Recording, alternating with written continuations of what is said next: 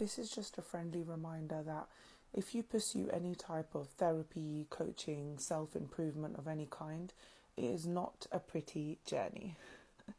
It's a very difficult journey. It's something that requires so much inner reflection that you meet yourself at a point where it can be quite frightening. It can be anger-inducing. It can be painful. It can be, something that you weren't expecting it to be, because the way the internet has made the healing journey look is that you make quick, fast decisions off of the first thought that you have. Every feeling is a fact, and everyone's a narcissist and crossing your boundaries.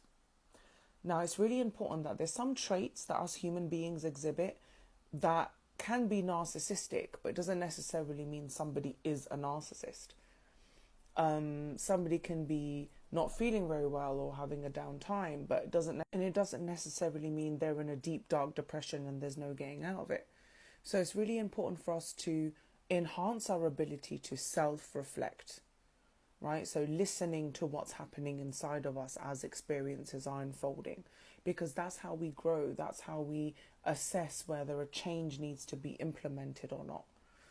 And if we don't have the ability to do that because there's so many other noises around us, and we have been culturally sort of manipulated in a certain way for a certain period of time, it takes a very strong soul to stand up against the majority and say, this is wrong and this must stop. And I think one of the main thing is that as Muslim women, which majority of my audience is, it is our duty to do this. This isn't a cute luxury. Standing up for what's wrong is not this great, social exhibition of your goodness. It first and foremost starts with you and your home. When you see harm happening in your home, injustices happening in your home, it is important that you are the one that stops it. Because as Desi women especially, or women from certain cultural backgrounds, we are not told our importance and our contribution to society. So our worthiness levels are at an all-time low. So we don't believe that we are worthy to stand up for what's right. We're not worthy to speak out loud. We're not good enough. But actually, that is where people rise from. Only the oppressed can stand up, right, and stand for justice for other oppressed people, because they understand it and they know it.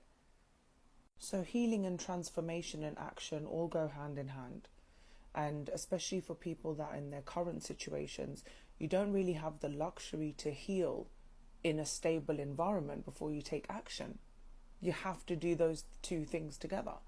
But I truly believe that Allah subhanahu wa ta'ala wouldn't put especially women in these situations if they didn't have some kind of opportunity to rise in these situations, grow, learn, and implement change in society. That's literally the power that we've been told that we have. But unfortunately, the way that, we have other emotional factors getting involved, it can stop us from that. But it is possible to do. If there's Desi women like me and loads of other people online that are conquering certain status quos and overcoming certain difficulties, standing up against certain oppressions. Let's not be fooled that has happened in a cute, lovely, stable environment. They've had to heal and face these things simultaneously. So just bear in mind that if we truly are Muslims and we believe that Allah subhanahu wa ta'ala wouldn't burden us with something more than we can handle, that means that there is a strength that is innately within the people that have been given certain struggles. You can conquer it. That's why you've been appointed the task. Go forth and complete the task. Don't give up on yourself. Giving up on yourself is where all the rest of this begins, and your children will witness that in you. Is that the mentality of children you want? Lazy kids who give up on themselves because they've witnessed you do it. If looking after yourself, pursuing healing is not motivating enough for you, just look at your kids. and just think, do I want for them what I have? Is this the outcome I want for them? Do I want them to think and feel the way I do in this life about this world? And if that answer is no, and that is not motivating enough for you to get moving and shaking, then you have to unfollow me.